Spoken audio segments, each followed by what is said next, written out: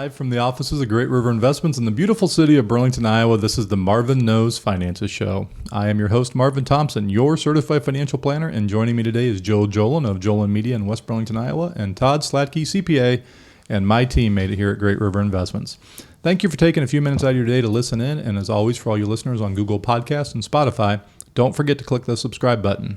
If you prefer to watch us in action, please check out our YouTube channel, the Marvin Knows Finances Show, and click subscribe there as well. Just like the last and every time, I have to take care of a little business before we get moving too far forward to make sure my compliance department stays happy and allows us to continue bringing this wonderful show. Marvin Thomson is an investment advisor representative and a registered investment advisor with Brokers Financial member SIPC.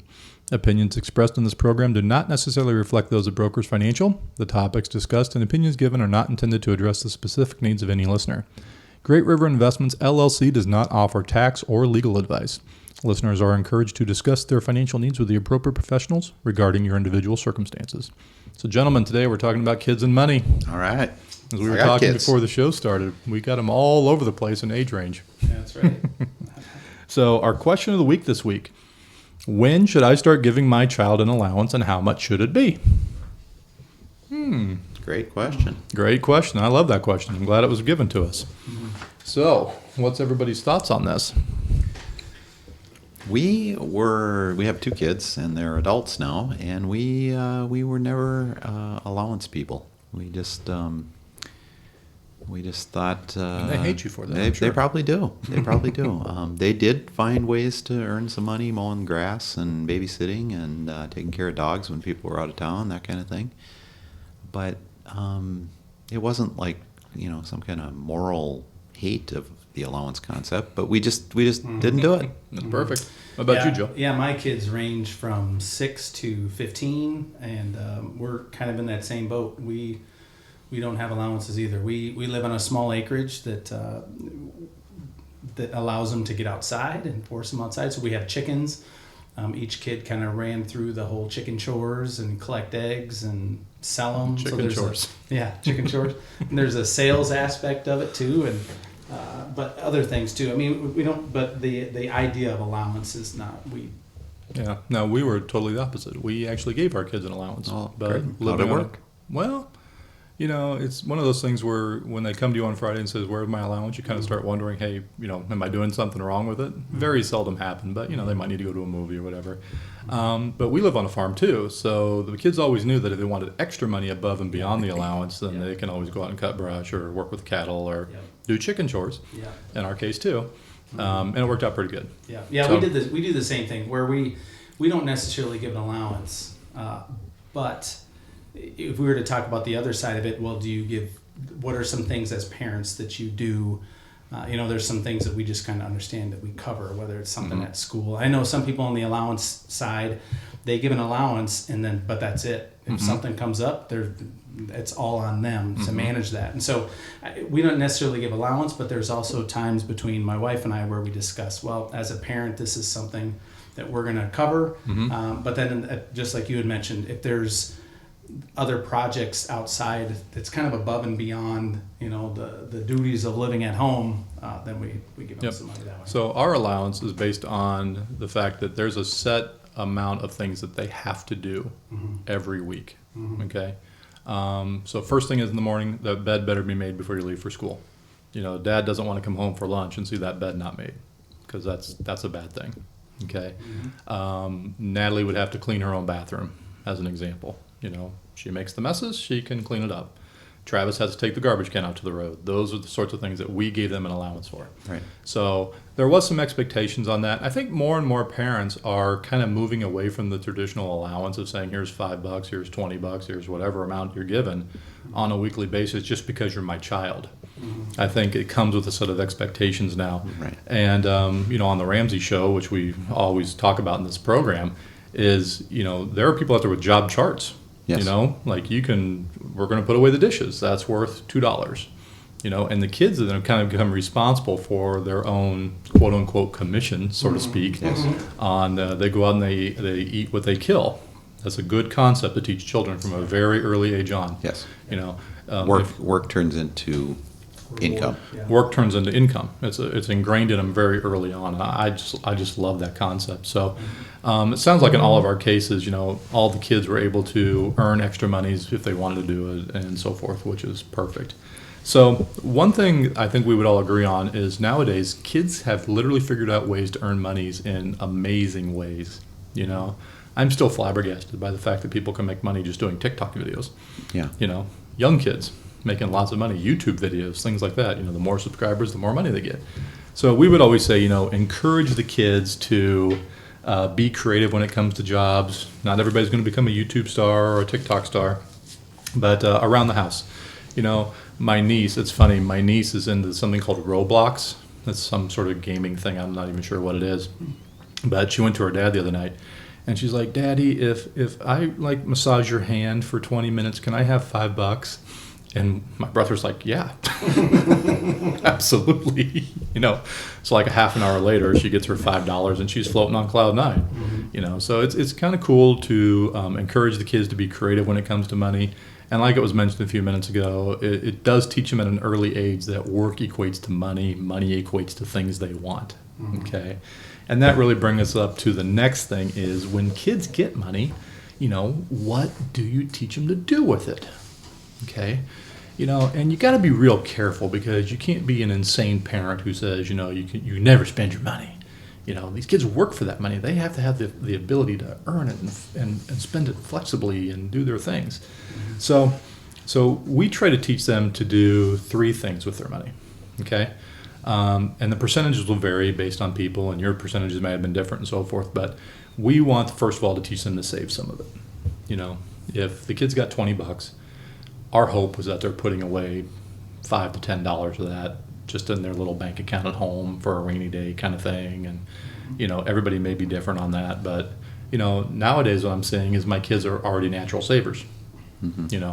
They generally tend to put 10, 20, 30% of paychecks away into their savings accounts and Roth IRAs and fun stuff like that. The second thing we always tried to teach the kids to do is maybe give a little bit of money to charity. Christians believe in the concept of tithing. Tithing is a 10% gift right off the top. So if, the kids got $20 for their allowance that week, it was important that we taught them to give $2 of that into the collection basket at church. Or maybe there was a ministry that the kids would want to follow, or, whatever the case may be. It's important to teach them that that's one of the ideas of money, is to give back to others and so forth. And I don't know how you guys feel about that, or whether you did that too, but. Yeah, very much. Yeah. And I think you're going to get to the point here on the rest of it.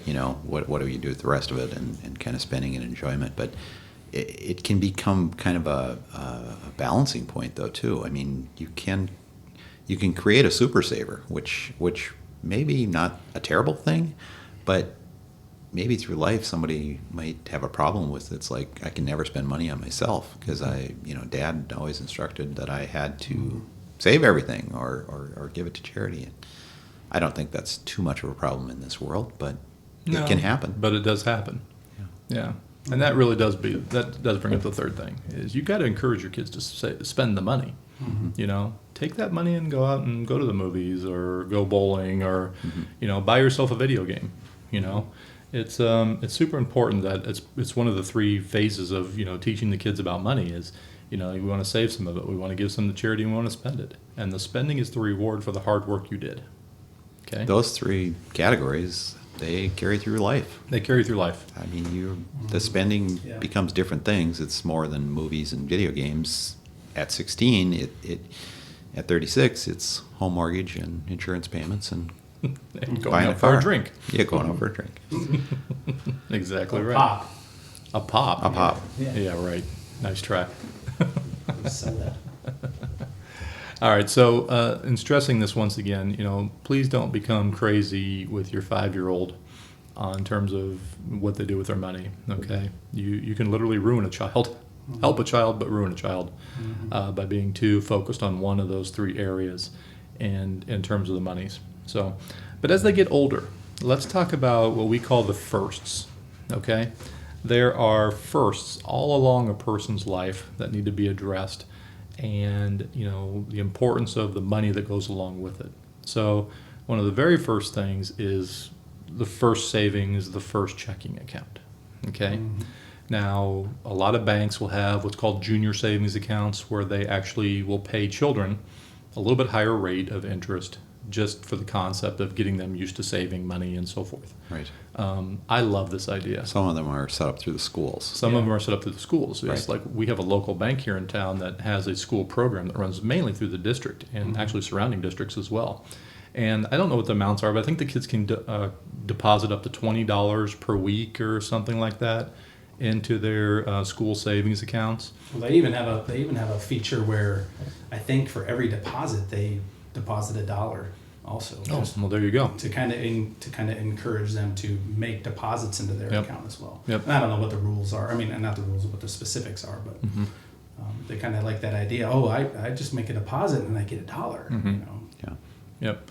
And the one thing I've seen too is parents are starting to take advantage of it and putting some of their own money into the kids' accounts as well to try to earn a little bit higher rate of Maximize that return. interest. Yeah. Maximize that interest as much as you can. Yeah, So, they've. I mean, my understanding too, they've kind of created a little bit of a learning about banking with this, not just personal savings, but they kind of have like a little board of directors. There's a board of Yeah, my directors. They daughter- have people that are tellers. Yeah. Yep, they got people My who are daughter went tellers. through that program. Yeah, it's fantastic. It's a good business Great program. learning. Yeah, right. And I don't think there's an age. Like you can be in preschool, right, or kindergarten in the schools and I use think this. so. I think you can start So right away. that's a wonderful place to teach kids about money. It's not complicated. They understand it. It's basic math. They see their money growing, and they're very proud of themselves for doing it. So I love the idea. I really do.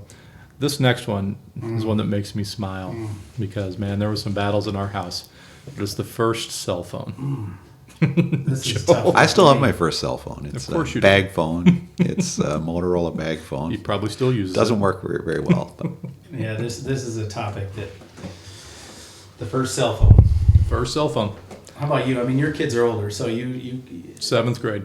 seventh, okay. 7th grade. And 7th grade in our household was because that's when like all the sports would start. Yeah. You know, where the kids would actually stay after school and participate in volleyball or do So basketball. that's considered middle school. That's middle school. Middle school started at 7, and that was it for us too. But now middle school's 5th grade, True. and so but we noticed the same thing: school Yep. events, sports, where it's just like, well, now we need to get a hold of them. Yep. and did yours? You have two kids. I have two kids. Did it stay 7th grade for both? Yep. And Joe, is yours going to stay the same threshold, or I feel like I see that becoming younger with No. each.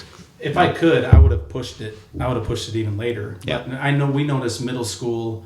Well, my daughter is my son was 6th grade before, because middle school started at 6th grade. Right. But then now that middle school's 5th grade, but my daughter is very responsible and she helps babysit. And there's some times where it's like we just want her to have a phone. Right. Besides, all the what I call the negative sides of it with Right. the I'm not getting all psychological, but the ding of the new message. I Right. look at my phone and just being on it all the time. Right. That's kind of the flip side of it. There's obviously some many positives, but I'm probably a little bit more old school in thought. I was Where going it's to just say, like, you're literally listening to 3 dads talk I right know. now. It's like, We all have daughters. We all have sons. I want to have a cell phone. I like being able to look at various apps out there that tells me where they're at and I can get a hold of them. But the old school side of me just go play outside. Yeah. Anyways, That's kind of a dying thought, though. Yeah, I think. Well, that's the thing. I mean, you also don't just like you don't want to have them save everything and not spend and enjoy. We also understand that the times have changed. That you do your banking on these phones now, Yes. and you communicate on these phones now, and so it's just kind of a mindset of kind of going with the times, and so. Yeah. So on this one, there's really no answer. I think the age just keeps dropping. Well, the age keeps dropping. There's no doubt about it. I'm hearing kindergartners that I'm that guessing have phones. kindergartners who have cell phones too, and why a kindergartner would ever need a cell phone is beyond me. Right. How often is your 5 and 6 year old away from you, Right. other than school, which Better they can not- communicate better with not you? be much. So it doesn't make any sense to me. Like I said, in our house it was 7th grade because that's when the sports really kicked up and the dances and things like that. And yeah, there was a lot of resistance because we had kids in 5th grade and 4th Right. grade who had all the other phones. kids, Dad. All the other kids, well, sorry, you're my daughter, you're my son. Yeah. That's how it goes. And, we still battle about new cell phones. It's kind of Yes. funny. Well, they used to be, they were a penny if you bought the plan, and now they're $1,000. So Yeah. I can see why they're a battle. It's a little bit different. But, Dad, I need the new phone. Yeah. Do you? Yeah. I need a new camera. No, I don't think you do. So, first job. First job is super important. In the state of Iowa, a lot of kids can get jobs at 14 with a work permit, things like that. They're usually doing side jobs and so forth. So your Yeah. son, My son, he's 15, he'll be 16. That's actually a discussion we just had because he's athletic. He's in a sport every season. But again, I'm probably a little bit more old school. I say you're going to be working the rest of your life. He's thinking about not maybe spilling the beans, but he's thinking about not doing a particular sport in the spring, with the idea of getting a job. And so it's. I like the idea that he wants to work, and he actually helps me in my business sometimes too, and he's really good at it. Then he has this idea of, well, if I can work more and I enjoy it, then I'd like to work to make some more money because I don't get an allowance, blah, blah, blah, blah. But also at the same time, he's not going to be in high school anymore. And enjoy the time that you have to play the sports that you want. And so but he's excited about that first job. It's probably, not just money, but also the freedom of kind of being on your own and responsibility. And he's worked at camp this last summer where he was gone. So that idea of kind of being away from the family and maybe able to make some money. But yeah, I don't have a. So when was your first job though? Because I'm I going was to hold 14. you to the fire. Okay? Yeah, I was 14. I was working at Dairy Queen, but I was making $4.25 an hour, and I'd work, You're rich. and then I worked at. I'll ask you what your first job was in a second time. Well, then I worked at the local drugstore I can't even believe this. I was a floor manager making like $5.50 an hour, and I could close the store and open it, but I was also real flexible. I could just show up after practice, and if I didn't have games, then I didn't have to go. But I only worked, and my paycheck was maybe $20 a week. Yeah. Because I just couldn't work that often. So, but I never got an allowance either. So it's the idea of managing money and learning that process. Is probably a little more difficult for me. But. Yep. So Todd, now it's up to you. When was your first job? Oof. What age were you? This is a long time ago. I was 11. 11. Todd's from Minnesota, so that might be different. Yeah, they don't have rules. I grew up in They don't have Minnesota rules. too. They don't have rules. Oh my up there. God, you're both from there. Yeah, Skull. I worked for some family friends, owned a little bait shop, and it was just a startup for them. And That is so Minnesota. it Yeah, is. It is. I took care of boxing up night crawlers into 13 in a box, baker's dozen of night crawlers, and restocking potato chips and Potato. pop into the cooler. Yeah, pop. Getting the dead minnows out of the tank. And it was good business skill. It let me stock shelves, run the cash register, and all for the high rate of 75 cents I an was going hour. to say, what was your hourly wage? 75 cents an hour. I used to mow for them as well and babysat. And do not take any negativity to this because these people are like parents to me still to this day. Have stayed very much close to them. And the girl that, I was 12 years old approximately when I started babysitting for them. She's like a little sister to me. Yeah. And so it morphed into a lot more than just working in a bait store. But from then on, I then continued to work into a grocery store when I was 16. And I tell my wife that, as far as encouraging your son about working and stuff, you do miss out on some high school things. I actually felt like I may have had the most disposable income of my life when I was living at home, 16 years old, riding a bike, and had no expenses. Whatever I earned, and that was like $3.10 an hour, I think minimum wage was, and felt like I could do whatever I wanted with that money. Well, I strongly encourage kids to get the jobs as early as possible. My kids probably around 15, 16, I would think, when they got their first jobs. But, minimum wage now is like $15 an hour for these kids. I mean, shoot. Yeah. I did tell him, because we talk about this quite a bit, and I said, you're also, with this not cult, I shouldn't say culture, but just this environment, I should say, of where people are looking, they need work, that he has the opportunity to kind of pick where he wants to work. I know he's a hard worker. Right. He's great with people. He's great socially. Right. but he can basically choose where he wants to work in some sort. And I said, unlike for us, it was kind of who you knew. Right. You know, you needed to know someone who could, oh yeah, you got to let Joe come in. Yeah. So the question I'll ask you guys is, let's say your son does get a job at a Target or whatever, or wherever, $15 an hour. Do you hold the same concepts we talked about earlier with the charity first, the savings, and then the spending? Absolutely. Yeah. Absolutely. I agree with that too. Yeah, we even, I mean, with you guys mentioned the schools, he still has, he took advantage of that junior savings through the school's bank. And that's still his account, and he likes it, the fact that he can put money in that and he just doesn't touch it. Yep. You know? It's beautiful. Beautiful. First car. 1993 Geo Metro. 1973 Pontiac Le Mans, rusted out. 78 Monte Carlo green with a vinyl top, white vinyl top. Two-door? Two-door. Came out of my grandfather's junkyard. That's sweet. 327. All used tires on it. One summer I had 8 flat tires because I could never get new tires. I always had to come from the junkyard. I'm a master at changing tires, by the way. Put me on a pit crew, no doubt about it. Do you think parents should be buying their kids cars?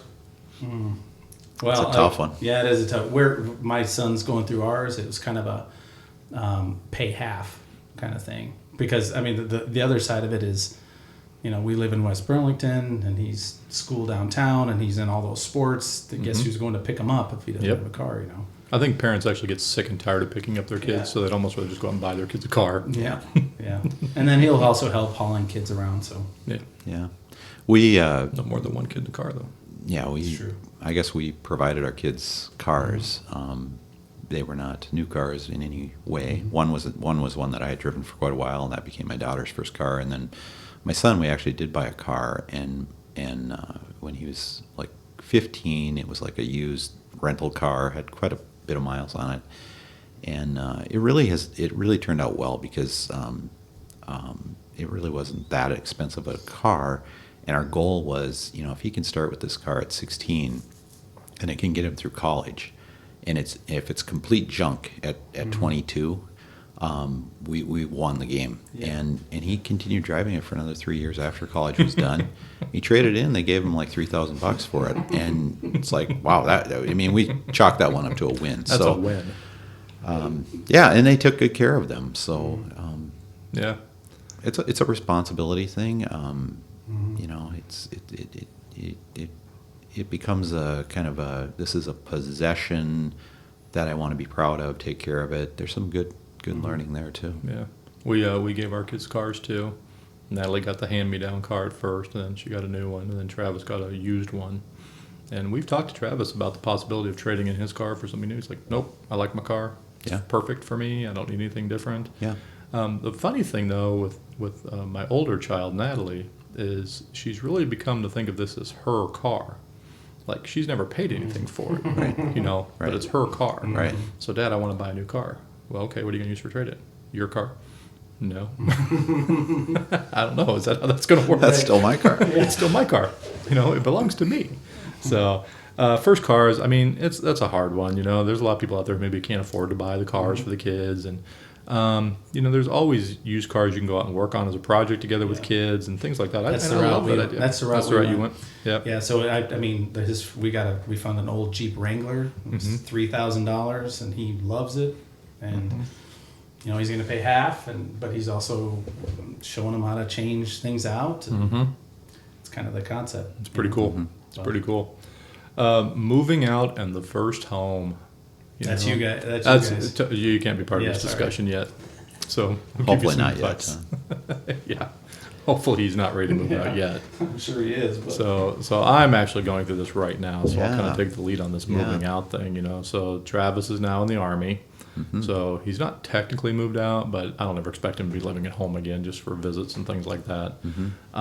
So that's been interesting because he went into a situation where he literally has no expenses.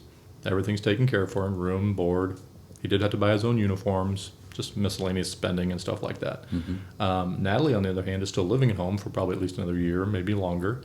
And, you know, she's talked about wanting to get her own apartment with friends, and we're trying to discourage it because, you know, it's expensive. It's a big expense. Even in our tiny area, finding a decent apartment that's safe and stuff like that's running into the hundreds of dollars a month. Right. And when you're going to school full time and working part time, it gets to be a lot. So what about you, Todd? I mean, when your kids moved out? Both of them were college related, so they both went to college. I think they each came home. So my oldest is a girl. She went to school in Des Moines, and I think she came home the first summer. And then the second summer, her program was intensive enough that she actually was kind of working on a dual degree program. So she was staying for the summers doing additional work with her degree. My son came home, I think, for the first summer after he went to Cedar Falls and still lives in Cedar Falls. Fell in love with the community and yeah, it's a transitional time about the parents as well.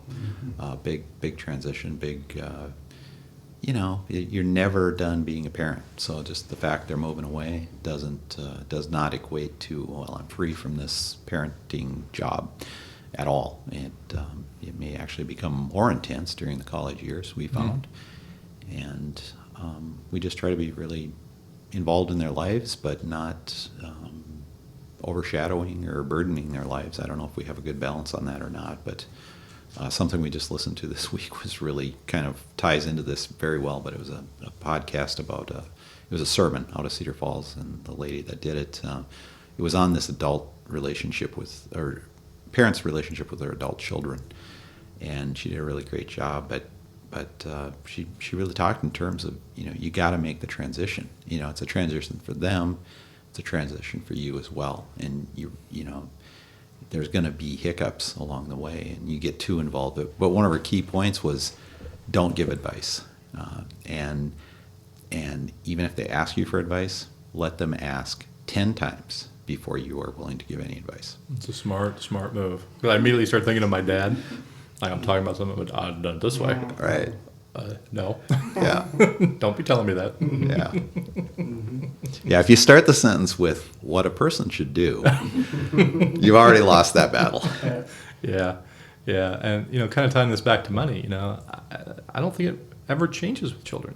They're looking to their parents for advice. I mean, it's the same kid who at 5 years old was earning that $5 allowance a week or making their bed for $5 a week, whatever the case may be. They're still going to be looking for advice somewhere along the line.